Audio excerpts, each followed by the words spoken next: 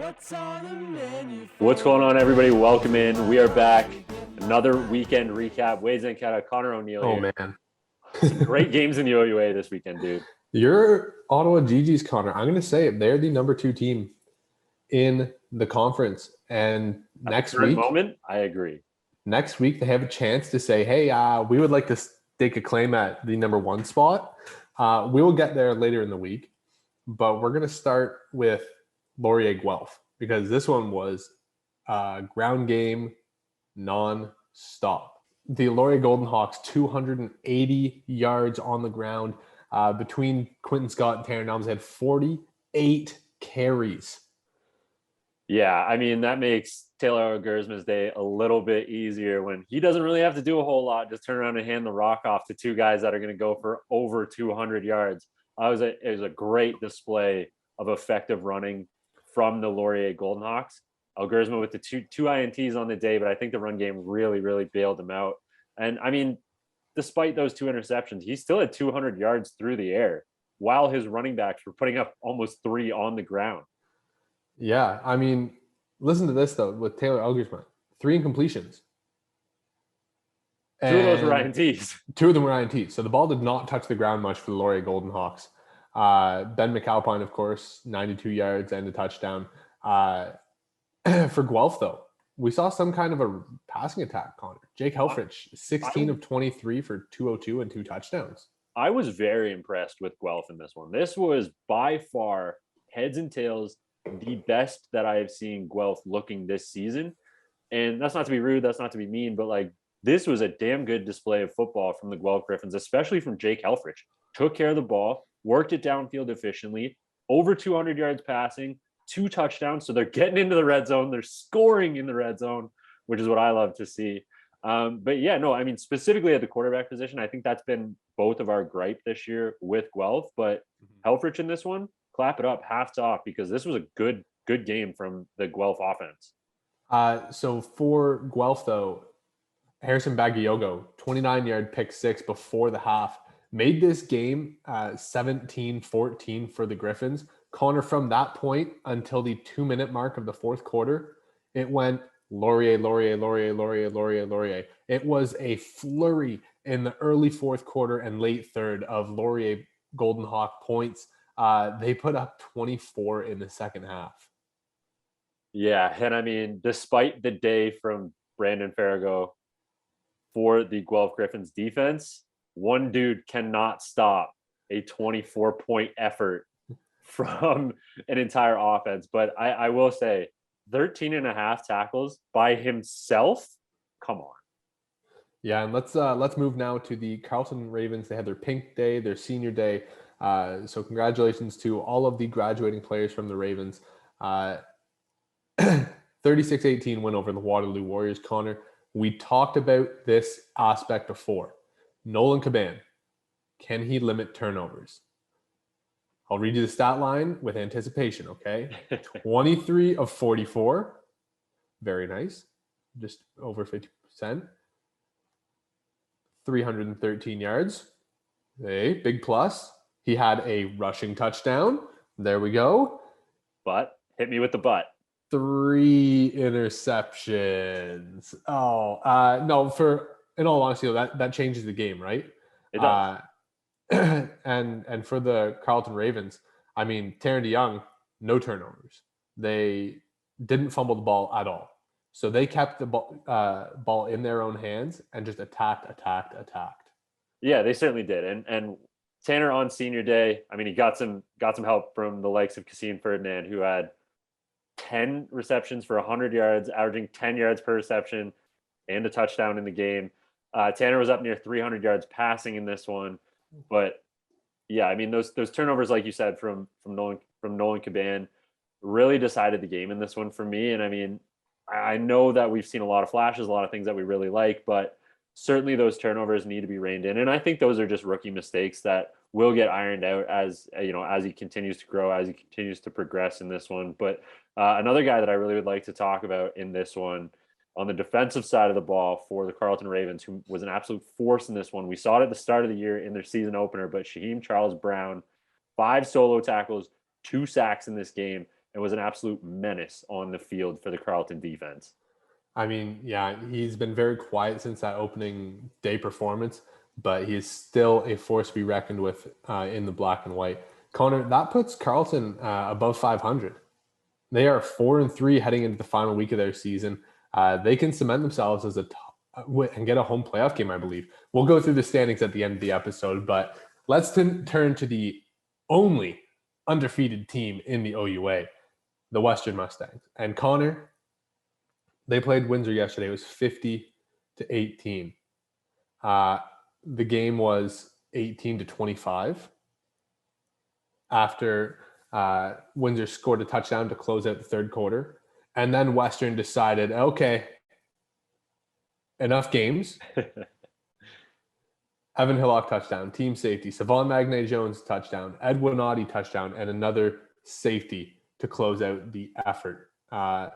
We talked about Evan Hillock having to turn it on this week, Connor. 17 completions, 299, 2 touchdowns, and a 14-yard touchdown run. Crown him. He was on fire. Crown him. He right now, before the season ends, as of right now, Evan Hillock is my OUA MVP. I think he might be yours as well. But as of right now, Evan Hillock, I think, has cemented himself as a front runner for the OUA MVP and a front runner for the Heck Crichton as well. Yeah, I think it's going to come down to him, Arnaud Desjardins from Laval, who, as we record this, is currently curb stomping the Montreal Carabin. But that's a different conference, so we won't get there. And also Mason Nias with the Saskatchewan Huskies. But that's kind of the big three right now for me in the Heck Crichton race. Evan Hillock has every claim to that award, except for the fact that he shares the backfield with Keon Edwards and Ed Winati, who, Connor, Ed Winati, they only combined for 200 yards. Only this game. And that was after Keon had 144 and Ed Winati added 53. I know I'm like 3 yards shy of 200. Sue me. Still had 3 touchdowns in the game as well. But yeah, and that's where this team is so dominant is Evan Hillock only had to throw the ball 25 times, completed 17 of them, and they put a 50 burger up. That to me is the ultimate compliment to a quarterback, right? I mean, you have a great ground game. You as a quarterback yourself are an incredible talent, but you just don't need to be used. But when you are used, you're still effective, you're still efficient, and you're making plays. And that's exactly what Evan Hillock has done all season this year. I think that like the knock on him for a Heck or for an OUA MVP is going to be his backfield, which as a team, that's not a bad thing at all. But I don't think it should be a knock. I really don't, because he is just so effective, so efficient with the ball. But the thing that I think really set Western apart from Windsor in this one was clock management and how they were able to just control the game with the run game while still being effective, taking those shots and making plays through the air.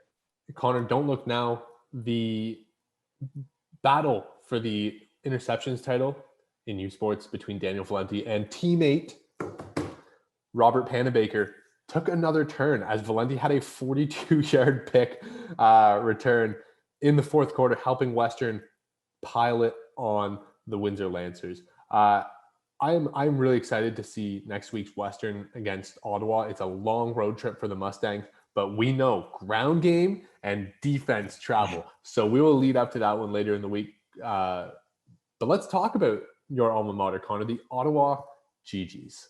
I would like to start by talking about somebody that we talk about all the time, but we have to do it again because he's forcing our hand here. JP Simikinda, 100+ rushing yards in the first, not half, in the first quarter. In the first quarter of this game, he was already up over 100 rushing yards. And a big thing to note, did you say the score already, Connor? I didn't. I was too excited talking about JP. 66-0. This game was 40-0 at halftime.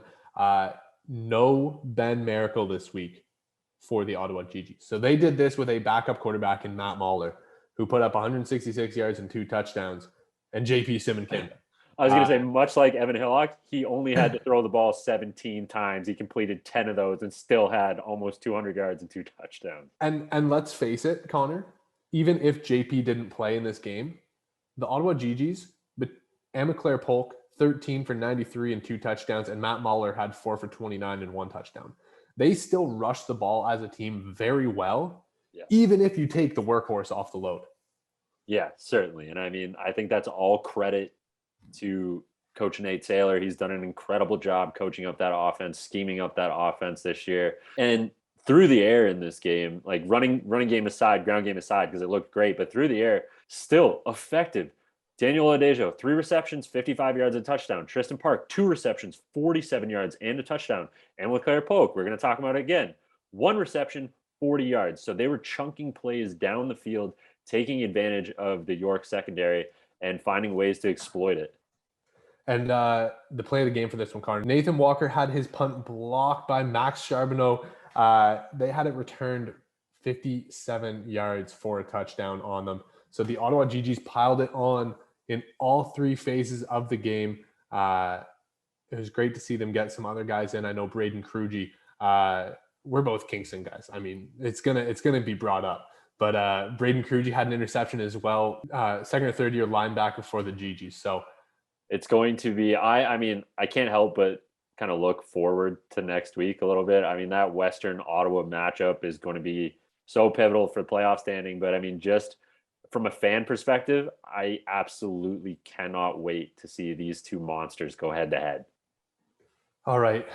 We've got one other game, Connor.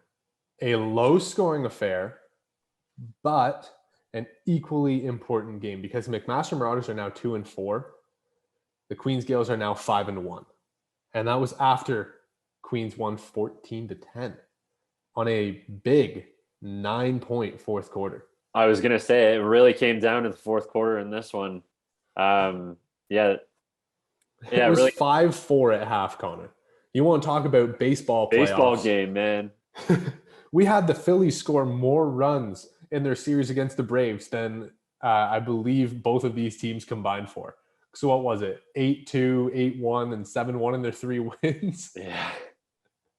But no, let's talk about this because we've talked about how Queens kind of bit the injury bug recently with Alex Freakin having to come in. Meanwhile, Mac, they've got their dudes, they've got their guys, and they just have not really established the run. No, they really haven't yet this season. And I think that's absolutely highlighted by the fact that, you know, your quarterback who, and don't get me wrong, I mean, there are plenty of quarterbacks across the league that can run and will run and have shown to run. But I mean, as far as we're concerned, Andreas Dueck is mobile, but in the pocket, right? Like he's not one of these guys that you want to get out in open space and try to make plays with because he's more effective with his arm. But in this game, he had 22 yards. The leading back, Daniel Bossett, had 26. And Dueck was the lone guy who scored the rushing touchdown for Mac in this one. So he really was the do-all guy for McMaster in this game. And he has been all season. All right. On the other side, Alex Freakin, in I guess this is his 3rd game without James Keenan at the helm for the Queens Gales. Freakin has shown some poise. Scott Brady runs such a complex and multiple scheme. Young quarterback got kind of confused, I'd say. 9 of 25, 100 yards, 1 pick. Did have the rushing touchdown at the start of the fourth quarter to put them up 12-10. But it was a lot of back and forth punts here from the Queens Gales. 11 total in the game. Yeah, and I think my thing, to circle back to Alex Freakin quickly, like I think my thing here with Freakin was the same thing that we said about Nolan Caban when we saw him have his kind of down game after those first 2 really good starts. But I think, again, this is just a young quarterback figuring out a complex system, like you said. I don't think this is going to be a norm for Freakin, but it certainly was a feeling out game for him. But yeah, tons of back and forth in the kicking game. Before Queens, if you have James Keenan possibly leaving at the end of this year, as we know he's entering into the CFL draft, he could be gone. It's a real possibility now that the Canadian quarterback sticking on CFL rosters. These are the kind of games and reps that Alex Freakin gets that are going to play out so much better for him in the long stretch, right? Yeah, absolutely. And these are games that he's going to look at, learn from, watch the tape, because he's a very cerebral guy. He's a very hard worker, but this is a game that I fully expect him to learn from, move on. I'm not sure if we see another 9 of 25 game from Freakin again. Yeah, I don't know if we do, but Connor, we've got some OUA standings to be looked at. Of course, Western at the top. Queens and Ottawa currently tied with 1 loss apiece. Queens holds the head-to-head in that one. Laurier at 5-2. Laurier Queens play next week, Connor, and Ottawa Western play next week. So kudos to the schedule makers for giving us 2 top 4 matchups. Carleton 4-3, Windsor and Toronto tied at 3-4. So currently, those are the playoff teams. All 7. So Toronto would face Queens, Windsor, Ottawa, Carleton, Laurier. That would be your first round currently of the OUA playoffs. It's definitely got to change from here to the end of next week, as we have a lot of these teams playing one another. McMaster also just sitting on the bubble at 2-5. So for the OUA purposes, this week is a ton of different moving pieces. We are going to try and sift and sort out all of the playoff scenarios as we do our preview later on this week. So 3 games to really watch: Toronto Mac, Queens Laurier, Ottawa Western. But you guys know that there's going to be a ton of action no matter which game you select. So for Connor and I, if you guys want to go back and watch the games from last week, OUA.tv, free to sign up, watch live and on demand, any sport, anywhere. Just sign up with your email.